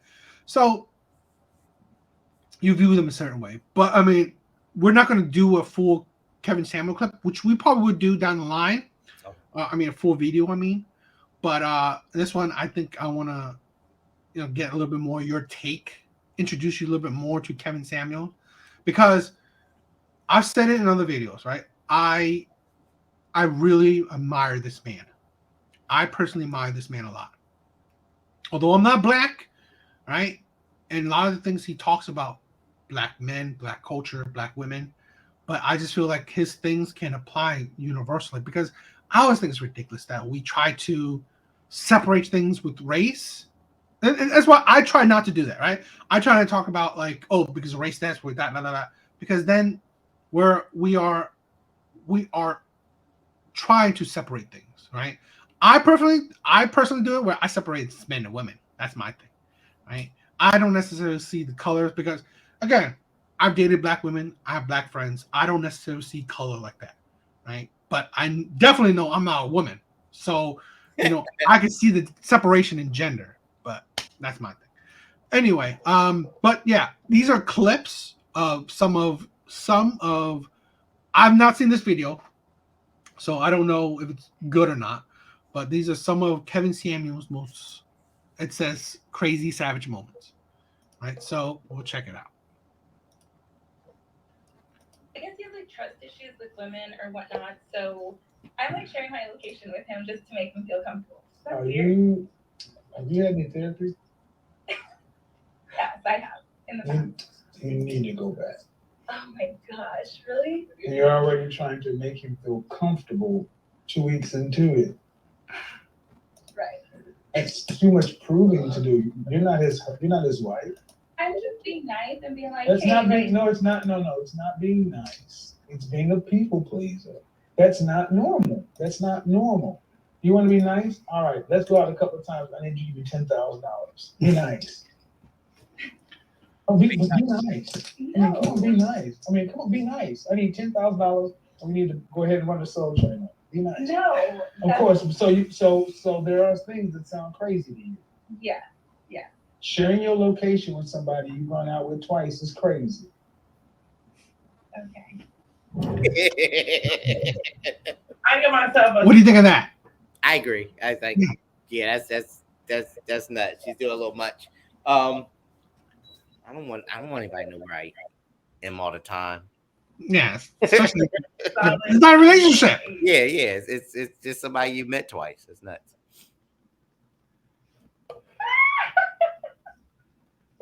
Wait, all right. So what happened? What happened? I don't know what you. Being pretty is not enough for a lot of men because I'm pretty and I'm still single. So What do you want? I don't know. I really don't know what I want because these men, they don't know what they want. A lot of men don't know what they want. And you said you're how old again? 33. 33. So regardless as to what men want, you don't know what you want? I mean, I know what I want, but And what is that? Guys, remember the first thing I said about ego? They're not willing to be honest. to be honest with you, I ain't gonna lie, I don't know what I want to do. Like, I've been screwed and fucked for so long, I don't know what I want to do. Just in this little bit of time talking to you, it's been chaotic. I'm just asking you just the basic stuff about who you are and what you want. And the story where you told the story is, yeah, you can't make this shit up, people. See, and that I talk about like I do some Kendra G reaction videos, right, of our singles. Okay. And this is the thing we're dealing with, right? Women that are chaotic, women that are crazy in a sense. Here's a woman that's back and forth. Oh, I don't know what I want. I know what I want. Men don't know what they want. I don't even know what I want. And it's like, what? I mean, it's like, and what's important? Why he says her age is because women gets older, they get more crazy. This is it. She's 33, and yet she still does not know what she wants, but blames men for not knowing what they want. No, because I'll tell you this, right?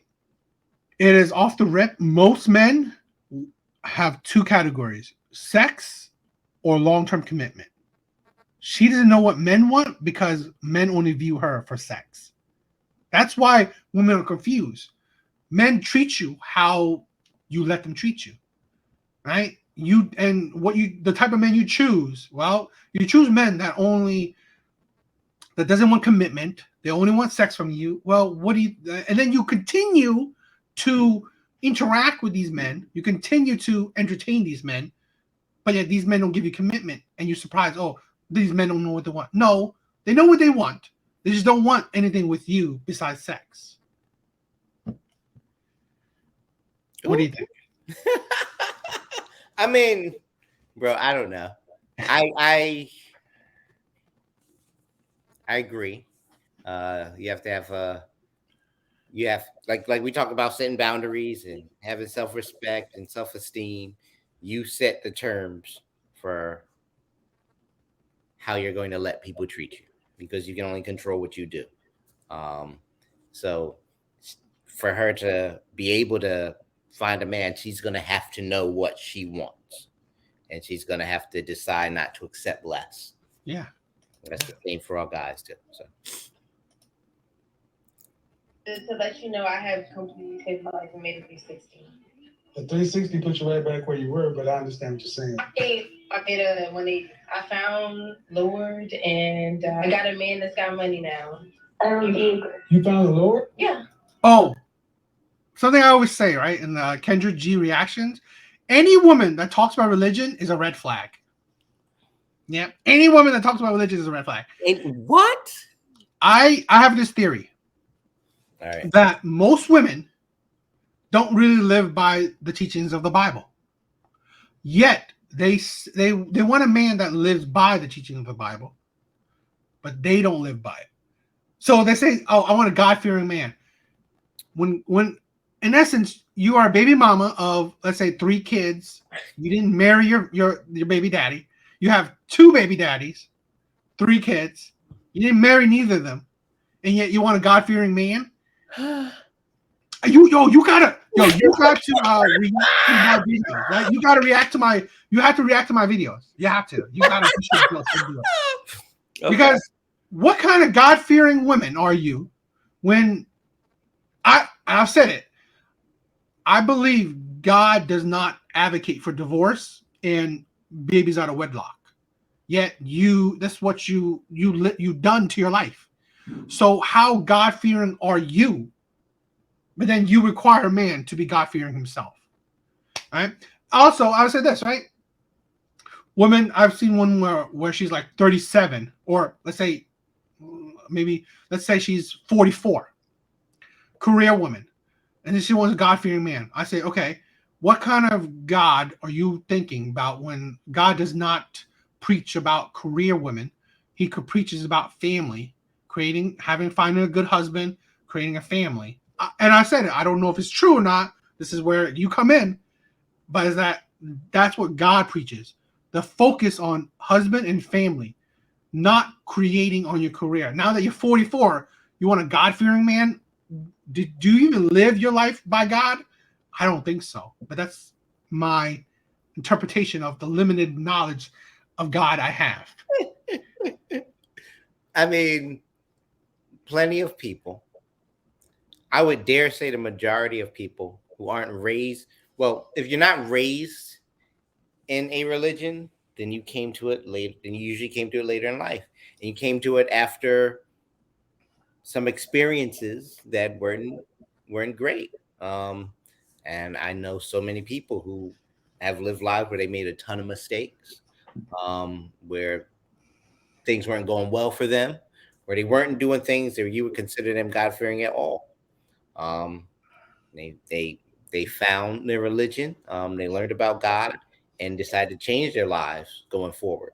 And one of the things that the Bible does talk about, that Jesus Christ does talk about, is forgiveness, being able to put your past away and going forward. And I mean, even if you took religion out of it, if I've been crummy up until now, the time is now for me to decide to be a better person.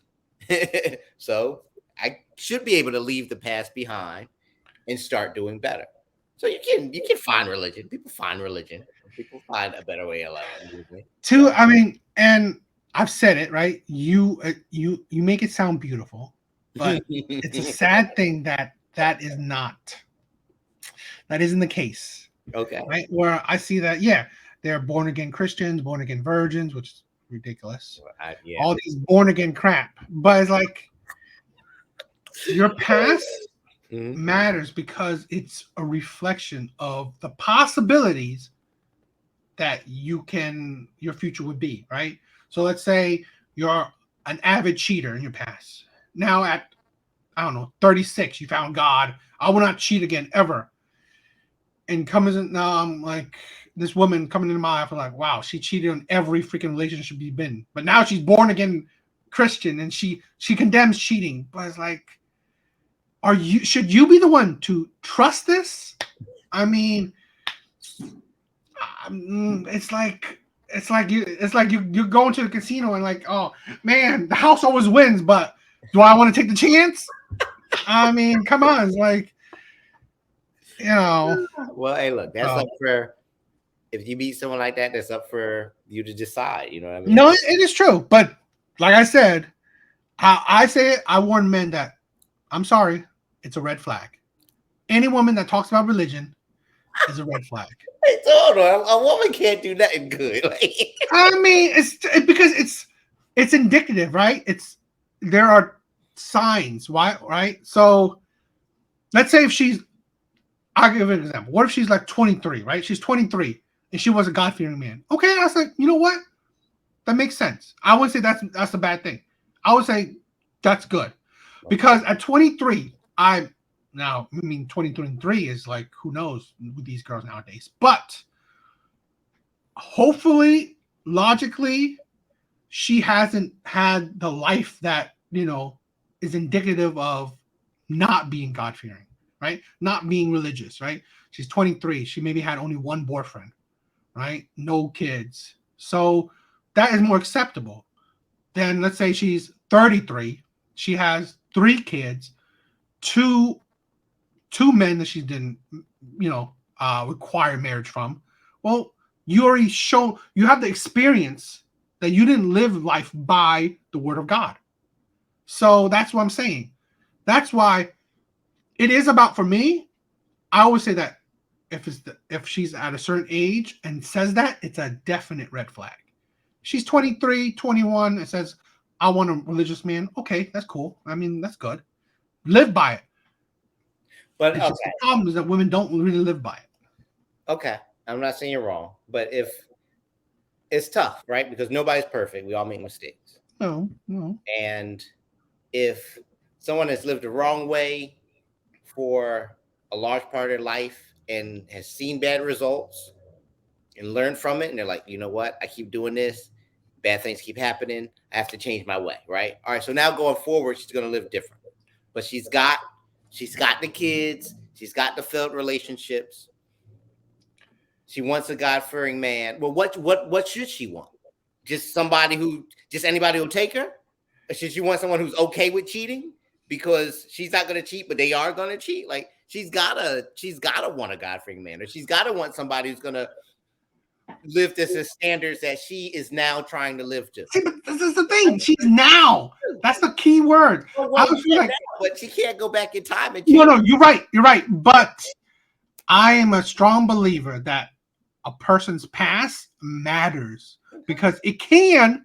But see, this is the thing, right? This is the thing where let's put in the situation where you're right. I'm not saying you're wrong. That it's great if a woman now, let's say hypothetically, you meet a woman, right? She has 3 kids, 2 failed relationships. None of those men she even married, right?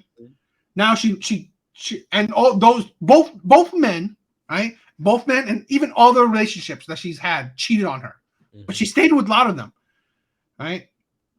And even the man that cheated on her, she gave him 2 kids, right? Mm-hmm. But now at, let's say 33, let's say 36 even. Okay. I'm never gonna do it again. The next man I want to be with, I want to marry. I don't have to marry him. I would never cheat on him or stuff. I'm being your friend. You tell me this woman. She said now you're with this woman for a year, which is I wish you told me earlier. Right? You with this woman for a year. Now he's like, yo, bro, I'm gonna propose to her. I want to marry this woman. I would slap you in the face. Because you gotta think with this.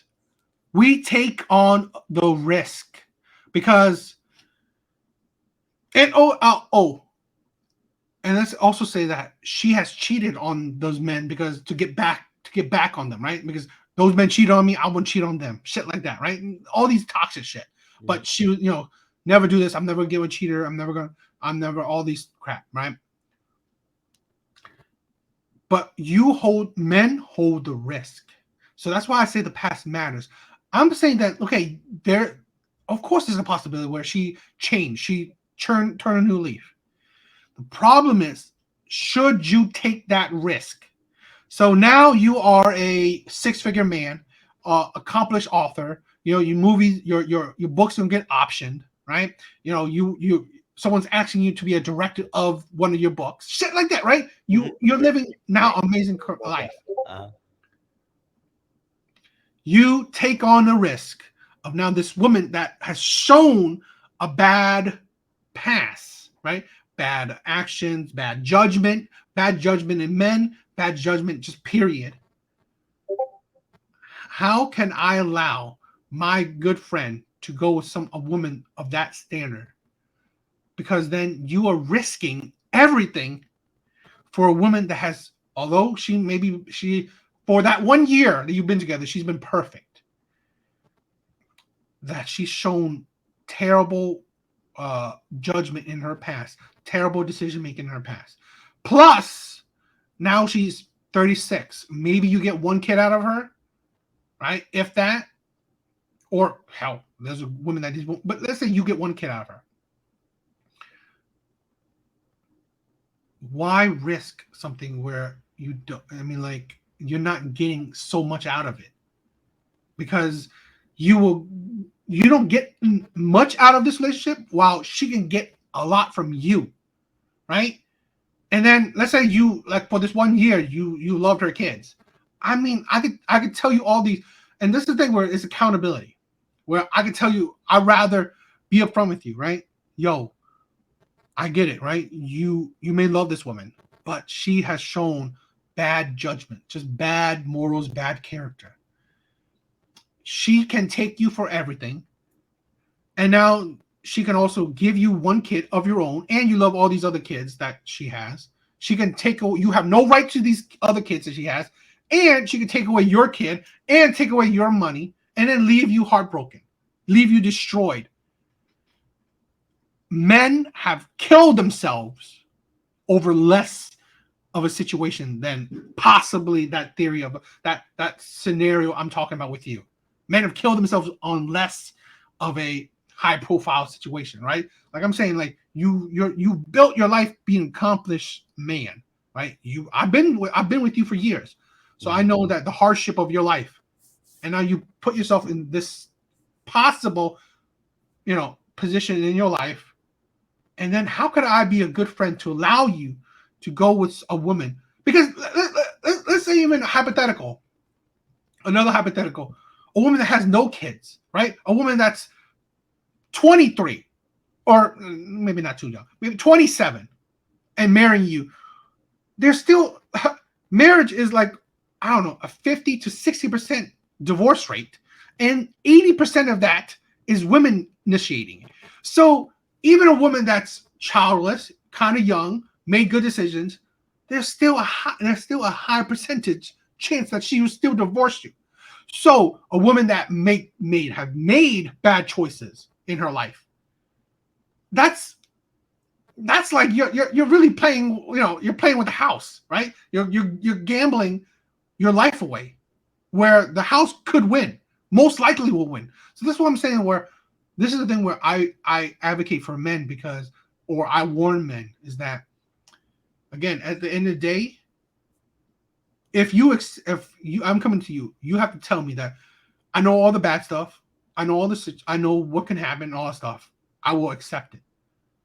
I know I'll go out, and if she's gonna divorce me and take all my money, fine. I chose it. Okay. Then if you came into it knowing that she could and maybe would destroy your life, and that's what you want, fine. Okay. Fine. But it is ridiculous my videos, I do not want that for men, because again, I've seen men destroy themselves or end it over less.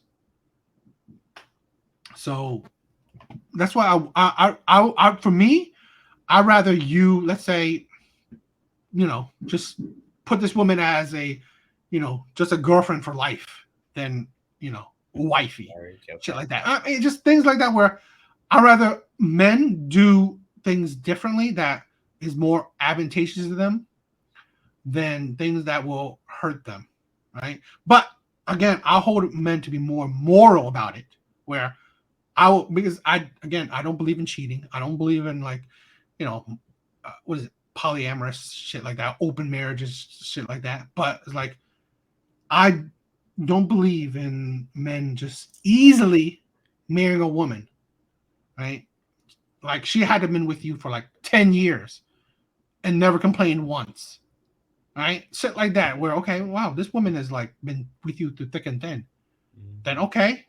But it's like, even that I've seen worse. So that's what I'm saying. It's like we are deluding ourselves more and more nowadays, where I've grown it, where I've been there, right? Where I think that we have to wake ourselves up, that even a supposedly faithful woman, I've heard it supposedly, like, oh, this man think, oh, our marriage was amazing, and yet she still cheated on him. So that's what I'm saying, is like, you don't know. So it's better, like, I would say prenup. I would say don't do it. I would say just like He said, don't do it. Yeah. So I'll just say, I think any relationship is a risk. right? Even if it's not marriage, just like meeting a woman and letting them into your life for both parties, you're risking heartbreak, right? But see, that's an equal risk. Well, yeah, no, and I hear you, but I'm just saying that there's always a risk. So we talked about this before, vetting your partners, right? Um, I'm probably more willing. I'm probably more open to the possibility of being with someone who's been in that situation. I'm not saying that's what I want. I'm just saying I'm probably more open to it. But I would measure my risks. I would think about whether this is how old are our kids? Did she just get out of her last her last relationship 6 months ago and find God? Like Oh God. might not have really changed. As opposed to someone who maybe she's got a bunch of kids, right? I've been a born again virgin for 3 months. Right. That might be nuts. But what if the she's got kids from more than one relationship, but they're grown or almost grown, and for a very long time she's changed things around in her life, and she has the fruit of good decisions to prove it. So there are factors. There's a lot of things you can measure, but I agree with you. Like, be very careful. Yeah, absolutely. Where'd you find him at? I didn't know he was lost. I didn't know where the Lord was. Okay. This is all inside of the last 4 months, right? 3 months, 4 months. Yeah. It's a lot of changing in 3 or 4 months. You said you got a man that has money now. Yeah, I do. I just wanted to let you know also, I wear my bonnet in public. I saw what you had to say about that. You know, I get where you're coming from, but at the same time, like, At the same time, you what? Did you tell me shut up? No. I said, go ahead. You said at the same time? At the same time, I just don't see what the issue of wearing a bonnet in public is. What did he say? I didn't hear that. I don't remember. He said, "Can't make this shit up." You got married? Yeah. You currently married? Yes. Oh, yeah. No. Oh, you gotta be kidding me. Ma'am, you trolling me? No, I'm not. A platform with 1 million folks actually talking about leaving your husband to get back with your ex. Because he's high value, and I feel like. And the reason you want to break your covenant with God and wreck your home of the pipe fitter guy is because the previous guy was higher value, meaning he earns more money? Yeah, and his social status, how he looks. What would the world say about that man? It would say that this woman he got back with is the one he always wanted. She belongs to the streets. See, like, you see that? That's what I'm saying. It's like, I mean, you can never tell, man. And this is the importance, right? Many people, right? They criticize manosphere, they criticize men, they criticize content that men make, but it's truly to help men out, because men.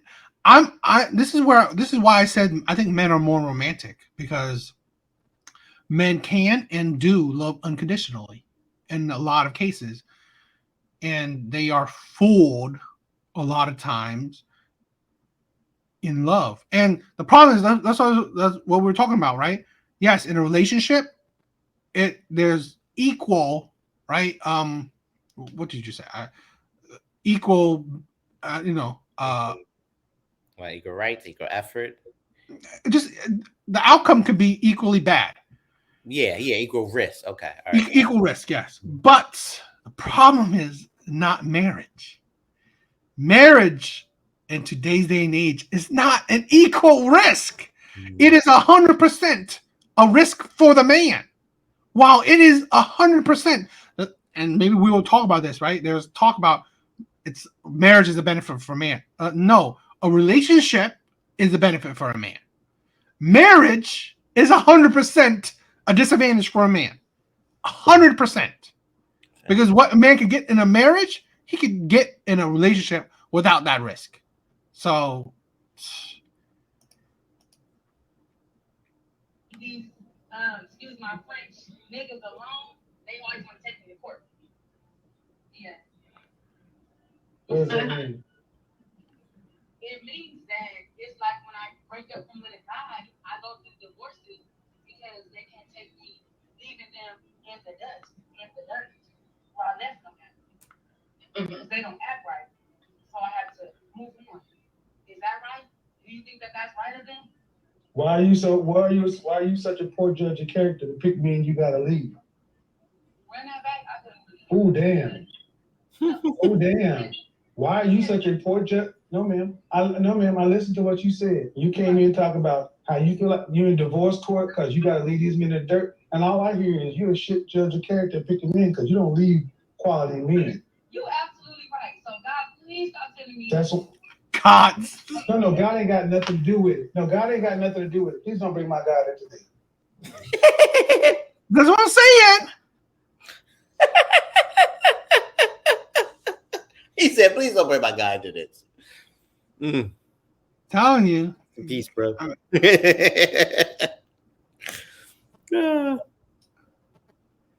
He couldn't have children anymore, and he was unaware of that. So I immediately divorced him because children was the outcome that I wanted to have. It is what it is. It is what it is. It was terrible, but like I told him from the beginning, like I got married so we could have children, and then he found out he couldn't have children after we got married. So now I am actively looking. Karma's a bitch. How do you know you're gonna be able to carry children to term? Exactly. I know. I do know that. It is better. I'm not. It is. I'm like I said. I'm asking seriously, man. This is not really a value judgment as much as I'm just trying to hold a mirror up to you because you say the shit you say to people around you, and they let you believe this stuff. I'm telling you, this somebody who got no dog in the fight. How old are you? 35. Play in all types of arenas. I work in those arenas. I work in all of those. Okay, how about this? Do me a favor. Okay. Talk to me like I'm 4 or a Cocker Spaniel, because you're not really saying anything. You said no again? I will let you guess. I don't play those games. You either answer my questions or I'll bid you a good night. 43. Okay.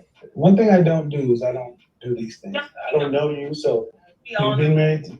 We all know this. Keep going. But I will say this though, you've gone from 35 to 43, just like that. That's amazing. I did, didn't I? Yeah. It's crazy. I don't like liars. Women are crazy. These are not as savage moments as I thought they would be. No, it's not great. But it was just sort of him like saying goodnight or whatever. Yeah. Let's trust this. I think. What do you think? You want to continue it? We've been 2 hours, so. Yeah, I know we do got more clips. I want to see them. Let's because I want to give them room to like really talk about them. Like maybe save it for a future episode. Yeah, we could do something like that. All right. I think that's good. I think we're doing good. We don't need to go too long. Okay. Let's close it out. Let's give your wrap up thoughts on everything. Everything we talked about. I'll give you the last word, and then we can wrap it up. I don't know. I didn't like. I saw eye to eye with you on a few things, but I still love Keke Palmer and Janelle Monáe. I don't not like them. I know that's true.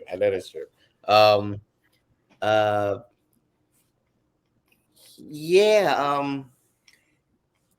I would say. I mean, I don't know if you. I would say I'm disappointed in them. Okay. Right. Okay. It's All right. like I understood what you said, but is that the thing is that I want to be different in the sense that why can't women in general just not be sexualized? Or I know the world will always view women in a sexualized image, right? But why yourself help perpetuate it? That's a problem, right? So we talked about it in other episodes. Let's say black culture. Why, like men, especially in the last episode, right? We were talking about the image of black people, and like let's say for black men, why be so violent? Why even do that? I think it would be more novel, more inspirational for you to, like we said, walk away, de-escalate, do things in a non-violent way. So in this case, women, yes, they are naturally viewed sexual. So why even go down that path? Because she made an effort. These women made effort to be viewed sexually. So that's what I'm saying. Why even do it? So the only thing I'll say is, I always say that the only thing I'll say is, and then I have a lot to say. So I see your comparison, but I feel like violence is always negative. Even when you're doing it to protect somebody, it needs to be a last resort because violence always hurts. Sexuality, in some instances we view sexuality as the negative, but sexuality is not always a negative. A husband and wife are sexual together. You create children. It's beautiful. Sometimes it's bad. Sometimes you overdo it. But the reason I bring that up is because in some of these instances, we're saying why go sexual later in your career when you got there without being sexual? But I say consider the possibility that they've always wanted to express themselves in a sexual manner, and they feel like now they have an opportunity to do it. I'm not saying that's the situation all the time, and I'd be more inclined to be on your side if maybe, I don't know if this is fair or not, but like if someone like Janelle Monáe or Tracy Ellis Ross was like out of shape or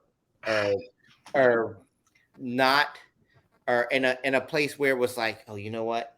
It's not even look good. You should cover up. It's then you could say, hey, you're just doing this for attention. But if they're in a place where they want to express themselves sexually, a lot of people who aren't black women have gotten a chance to express themselves sexually and have not been judged for it. So I don't know who. That's all I'm saying. But I hear you. I'm just being devil's advocate on that. No. That's all. No. Okay. I mean, I don't know. What do you guys think? I mean, it would be nice if you guys tell me, but maybe these are two different views, right? So you guys tell us what you guys think. It was very fun. I always love these conversations. I have to actively try to cut these things down, right? Because we can continuously. You go forward. There's always things we could talk about, and I love. Actually, I don't know about you, which you should do it because I like to rewatch these videos too. Right? Because I rewatch them too, so I could break them down. I haven't watched all of our podcasts back again, but. You should have it play in the background. Just like have it play in the background, man. Yeah, but I watched a few of them back. Yeah, it's fun. I think it's fun. I really do. I mean, like, this is probably. I mean, like, I doubt there's any ones viewing all the way to this end. But it's like, I love YouTube, making these podcasts, making these videos. I'm loving it. Right, the growth is. I mean, again, I'm happy for the growth. Right. Slow, fast, whatever. I'm happy for the view count. I'm happy for interactions, likes, all the stuff. I'm very happy that people actually even care to watch. And as people show that they do care to watch, I want to do more things, right? I really want to focus on live, right?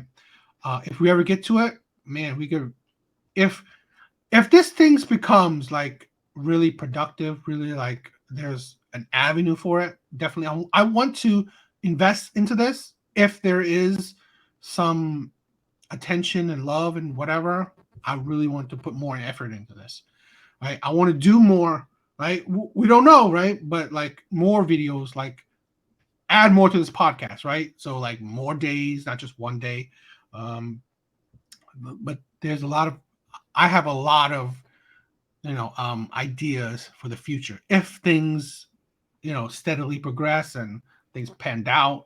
Like every time I meet Addison, right? I'm telling him how the channel's growing to show him that there's love there, and there's growth, and there's opportunities. So, and he sees it more and more. So every time it's just convincing him more and more. And I believe, who knows, right? If we could reach 1,000 subs, that's like, wow. He's definitely, he could probably be on board full time, maybe. But I'm loving it. Any last thoughts? No, man. I want everybody to be happy, stay safe, make good decisions.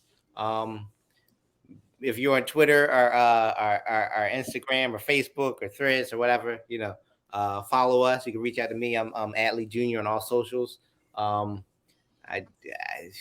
maybe don't air your dirty relationship laundry on there, but or do it. Give us content. Yeah, that'd be great. That'd be great. I want to talk about anything. But cool, man. And thanks for watching. This is great. It's fun. Yeah. Bye, guys. Later.